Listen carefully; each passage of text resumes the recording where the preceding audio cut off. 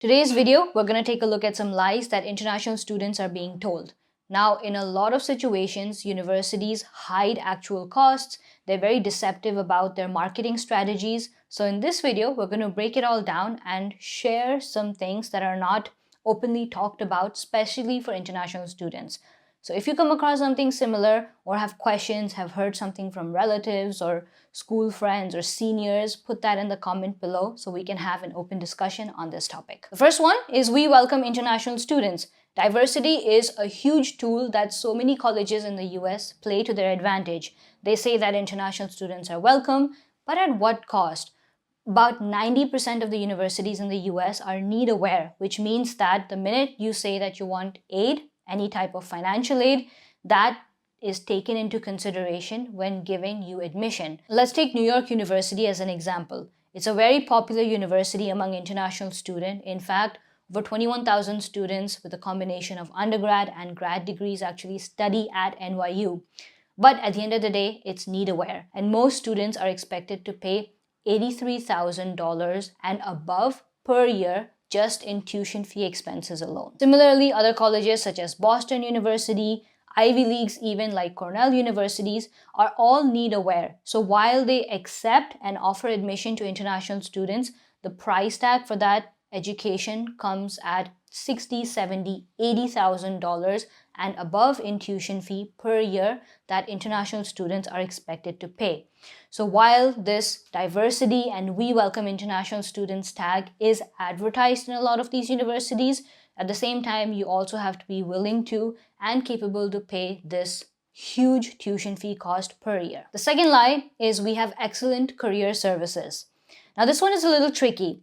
While there are career fairs that are offered by college campuses, they're not actually tailored and meant for international students. I've seen so many cases where students go to these career fairs, but most of the companies, like 99% of the companies that actually come there, are looking to hire just domestic students or students that do not need work authorization. And this is a very common shock that I've seen specifically for Indian students, because in Indian universities, students are used to this trend of placements where companies come to your college campus and they hire like top performing students and stuff like that. That does not happen here. You have to find a job on your own. So how you utilize your college's career resources, whether you utilize the alumni network, LinkedIn network, go and network like to mixers within the college campus or outside, it's all up to you. And it is a very difficult thing to do, especially as an international student. Number 3 on our list are hidden costs associated beyond the tuition fee itself. Now, a lot of students think that, well, if the tuition fee is $60,000, that's what I need to pay per year.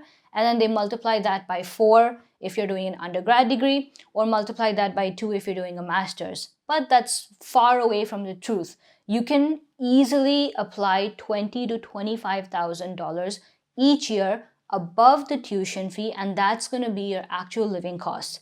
Now, I know you're thinking 20 to 25 is just a huge amount, but let me break it down for you.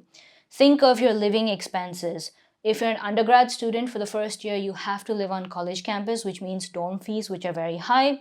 If you're master's students and trying to find apartment space off campus, you're going to be stuck depending on the cost of living of your area. For example, if you're living in the Silicon Valley, California, UCI, for example, a one-bedroom apartment can cost anywhere between $3,000 to $4,000 per month in rent. So even if you're sharing and cut that expense down by half, that's still a tremendous amount per year that you're paying just to rent out an apartment. Now that's just rent. Add around $500 or $600 per month for food, health insurance that you'll be paying. Obviously, since you're going to school, you may need some school supplies. You may have to buy some electronics, books, things of that sort also come up. So all of those things combined, plus if you decide to take public transport or have a car, these things can add up to your living expenses, and that's where that $20,000 to $25,000 figure comes in.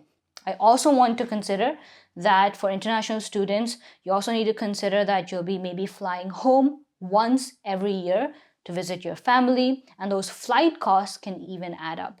So these expenses are hidden and often not considered when kind of calculating cost of total attendance. Number 4 on the list is the test optional policy. Now, a few years ago, a lot of colleges went test optional, which means that they said you don't have to submit SAT or ACT scores, and that was fine. But very quickly, a lot of colleges, most Ivy Leagues and other top colleges in the US said that we are reinstating the test policy and standardized testing, which clearly states that they value the test scores themselves.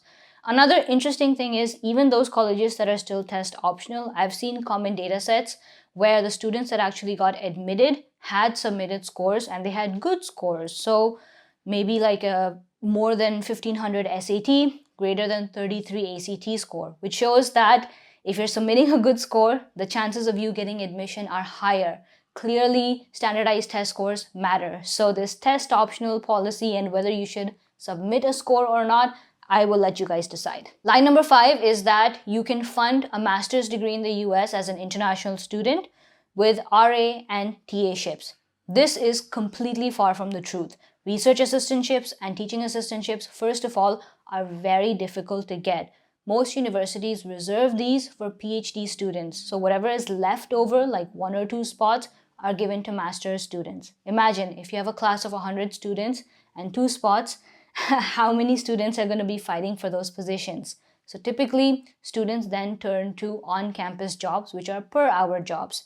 These per-hour jobs are not enough to cover your tuition. In fact, graduate programs, master's programs specifically for international students in the US receive no funding. You're not eligible for need-based aid, there's barely any scholarship, and the on-campus jobs that you do, they may be sufficient to cover your living expenses, and that is also a stretch. It may not cover the full living expenses, so you're still expected to pay the tuition fee out of pocket. That's all I had for this video. I hope you found it useful. The intention was not to scare you guys into thinking that the US is not the place to study. It's still the destination that has the best universities, top quality education, and cutting edge technology in whichever field you're intending to apply for.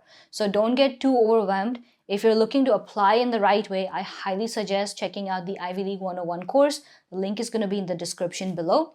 And make sure that your parents are also on board and aware of all of those things that we spoke about.